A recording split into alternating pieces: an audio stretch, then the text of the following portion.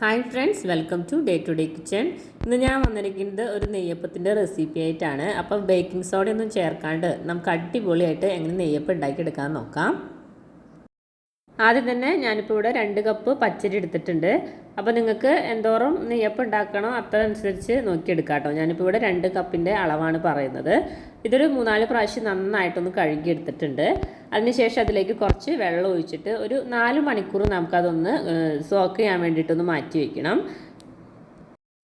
ഇനി നമുക്ക് ശർക്കര ഒന്ന് മെൽറ്റ് ചെയ്തെടുക്കണം. അതിന് വേണ്ടിയിട്ട് ഞാൻ 4 ബെല്ലം ശർക്കര എടുത്തിട്ടുണ്ട്. നല്ല വലിയ ബെല്ലം ശർക്കരയാണ് കേട്ടോ. അതിലേക്ക് 1 കപ്പ് വെള്ളം ഒഴിച്ച് കൊടുത്തിട്ട് നമുക്ക് ഈ ശർക്കര ഒന്ന് മെൽറ്റ് ചെയ്തെടുക്കാം. അപ്പോൾ നമ്മുടെ ശർക്കര ജസ്റ്റ് ഒന്ന് മെൽറ്റായി വന്നാൽ മാത്രം മതി. നൂൽപ്പരിവ് ആവേണ്ട ആവശ്യമൊന്നുമില്ല. ഇതുപോലെ നമ്മൾ ഇട്ട് കൊടുത്ത ബെല്ലം മൊത്തത്തിലൊന്ന് മെൽറ്റായി കിട്ടണം, അത്രയ്ക്കേ ഉള്ളൂ കേട്ടോ. അതിന് ശേഷം നമുക്ക് ഫ്ലെയിം ഓഫ് ചെയ്ത് കൊടുക്കാം. എന്നിട്ട് ഈ ശർക്കരപ്പാനി നന്നായിട്ടൊന്ന് തണുക്കാൻ വേണ്ടിയിട്ട് നമുക്ക് മാറ്റി വെച്ച് കൊടുക്കാം. അപ്പോൾ നമ്മൾ വെള്ളത്തിലിട്ട് വെച്ച് അരി 4 മണിക്കൂറായിട്ടുണ്ട്. ഇനി നമുക്ക് ഈ വെള്ളം മൊത്തത്തിലൊന്ന് കളഞ്ഞിട്ട് നമുക്കൊന്ന് അരിച്ചെടുക്കണം. നമുക്കിതിൽ വെള്ളത്തിൻ്റെ ആവശ്യമില്ല. ഒരു അരിപ്പയിലിട്ടിട്ട് ആ അരി ഒന്ന് വെള്ളം മാറാൻ വേണ്ടിയിട്ട് നമുക്ക് മാറ്റി വയ്ക്കാം. ഈ ടൈമിൽ നമുക്ക് നാളികേരക്കൊത്തൊന്ന് വറുത്തെടുക്കാം. അതിന് വേണ്ടിയിട്ട് ഞാനിപ്പോൾ ഇവിടെ നെയ്യ് ഒഴിച്ചു കൊടുത്തിട്ടുണ്ട്. ഒരു 2 ടീസ്പൂൺ നെയ്യ് ഒഴിച്ചു കൊടുക്കുന്നുണ്ട്. അതിലേക്ക് നമ്മൾ ചെറുതായിട്ട് കട്ട് ചെയ്ത് വെച്ച് നാളികേരം ഇട്ട് കൊടുക്കാം. അപ്പോൾ നാളികേരം ഇട്ട് കൊടുത്തിട്ട് ഇതൊന്ന് വറുത്തെടുക്കണം. അപ്പോൾ നമ്മുടെ നാളികേരക്കൊത്ത് ഇവിടെ റെഡി ആയിട്ടുണ്ട്. ഇനി നമുക്ക് ഫ്ലെയിം ഓഫ് ചെയ്ത് കൊടുത്തിട്ട് ഇതും ഒന്ന് തണുക്കാൻ വേണ്ടിയിട്ടൊന്ന് മാറ്റി വയ്ക്കാം. ചൂടാറിയതിന് ശേഷം നമുക്ക് ബാറ്ററിലേക്ക് ഇട്ട് കൊടുത്താൽ മതി. അപ്പോൾ നമ്മൾ അരിക്കാൻ വെച്ചിരുന്ന അരിയിൽ നിന്ന് വെള്ളമൊക്കെ പോയിട്ടുണ്ട്.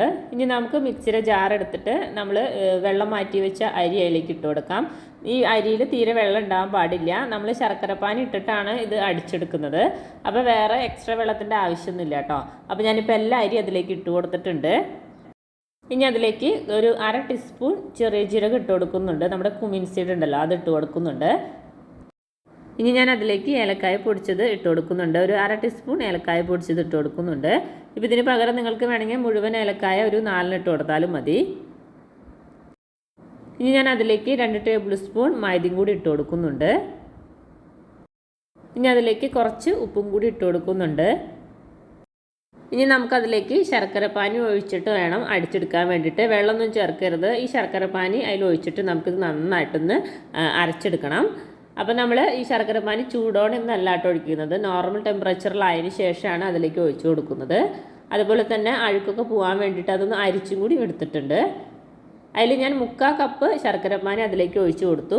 ഇത്രയ്ക്ക് ഞാൻ ബാക്കി വെച്ചിട്ടുണ്ട്. ഇനി വേണമെങ്കിൽ നമുക്കത് യൂസ് ചെയ്യാം. ഇനി നന്നായിട്ടൊന്ന് അരച്ചെടുക്കാം. അപ്പോൾ അരച്ചെടുക്കുമ്പോൾ ഇത്തിരി തരിയോട് കൂടെ തന്നെ നമുക്കൊന്ന് അരച്ചെടുക്കാം. അപ്പോൾ ഞാൻ ഇതുപോലെ അരച്ചെടുത്തിട്ടുണ്ട്. അപ്പോൾ അരച്ചെടുക്കുമ്പോൾ ഇത്തിരി തരിയോട് കൂടിയിട്ട് വേണം ഇത് അരച്ചെടുക്കാൻ വേണ്ടി. എന്നാലാണ് കറക്റ്റ് നെയ്യപ്പത്തിൻ്റെ ആ ഒരു ഇതിൽ കിട്ടുള്ളൂ. കേട്ടോ, നമ്മൾ തൊടുമ്പോൾ ഇതുപോലെ തരുന്ന് ഇങ്ങനെ ഉണ്ടായിരിക്കണം. അപ്പോഴാണ് കറക്റ്റ് നെയ്യപ്പം നമുക്ക് കിട്ടുള്ളൂ. അപ്പോൾ നമ്മൾ ഈ അരച്ചെടുത്തത് ഒരു ബൗളിലേക്ക് മാറ്റാം.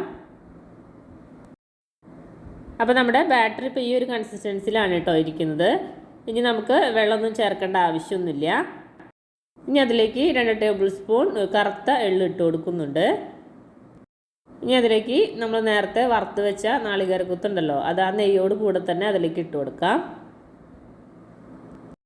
ഇനി ഇതെല്ലാം കൂടിയിട്ട് നന്നായിട്ടൊന്ന് മിക്സാക്കി കൊടുക്കാം.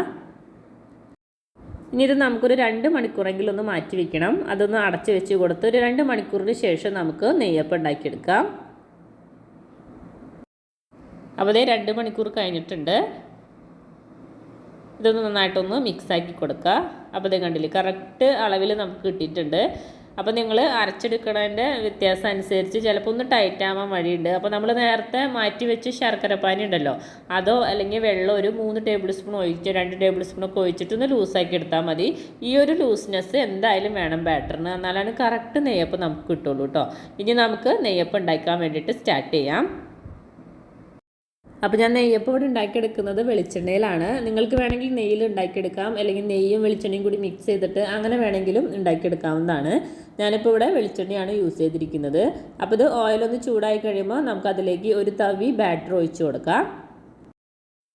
അപ്പോൾ ഭയങ്കര ഹൈ ഫ്ലെയിമിൽ വെച്ചിട്ട് ഇത് ഫ്രൈ ചെയ്തെടുക്കരുത്. അപ്പോൾ അത് പെട്ടെന്ന് കരിഞ്ഞ് പോവും, അതിൻ്റെ ഉള്ളിലൊന്നും വേവില്ല. അപ്പോൾ മീഡിയം ഫ്ലെയിമിൽ വെച്ചിട്ട് തന്നെ അതൊന്ന് ഫ്രൈ ചെയ്തെടുക്കുക. അപ്പോൾ നമ്മൾ ബാറ്റർ ഒഴിച്ച് കൊടുത്ത് ഒരു 2 സെക്കൻഡ് കഴിയുമ്പോൾ അത് തന്നെ അത് മേലോട്ട് പൊങ്ങി വരും കേട്ടോ. ഒന്നും ചെയ്യാൻ നിൽക്കണ്ട, അത് തന്നെ മേലോട്ട് പൊങ്ങി വരും. അതിനുശേഷം അതിൻ്റെ മേലേക്ക് കുറച്ച് വെളിച്ചെണ്ണ അതിൻ്റെ മേലേക്കൊന്ന് ഒഴിച്ചു കൊടുത്താൽ മതി. അപ്പോൾ കറക്റ്റ് ഒരു ഷേപ്പിൽ നമുക്ക് കിട്ടും. ഇനി നമുക്കത് തിരിച്ച് മറിച്ചിട്ടിട്ട് നന്നായിട്ടൊന്ന് ഫ്രൈ ചെയ്തെടുക്കണം. ഒരു ബ്രൗൺ കളർ ആവുന്നത് വരെ നമുക്കതൊന്ന് ഫ്രൈ ചെയ്തെടുക്കുക. അപ്പോൾ അതേ നമ്മുടെ നെയ്യപ്പം ഇവിടെ റെഡി ആയിട്ടുണ്ട്. ഇനി നമുക്ക് ഓയിലിൽ നിന്ന് അതെടുക്കാം. ഇതുപോലെ നമുക്ക് എല്ലാവരും റെഡിയാക്കി എടുക്കാം. അപ്പോൾ ബേക്കിംഗ് സോഡ ഒന്നും ചേർക്കാണ്ട് നല്ല അടിപൊളി നെയ്യപ്പം നമുക്ക് വീട്ടിലുണ്ടാക്കി എടുക്കാൻ പറ്റും. അപ്പോൾ ഇതുപോലെ ട്രൈ ചെയ്യാത്തവരുണ്ടെങ്കിൽ തീർച്ചയായിട്ടും ഒന്ന് ട്രൈ ചെയ്ത് നോക്കാം. അപ്പോൾ എൻ്റെ വീഡിയോ ഇഷ്ടപ്പെട്ടെങ്കിൽ ലൈക്ക് ചെയ്യാനും കമൻറ്റ് ചെയ്യാനും ഷെയർ ചെയ്യാനും മറക്കരുത്. ആദ്യമായിട്ട് കാണുന്നവരുണ്ടെങ്കിൽ സബ്സ്ക്രൈബ് ചെയ്ത് സപ്പോർട്ട് ചെയ്യാനും മറക്കരുത്. താങ്ക്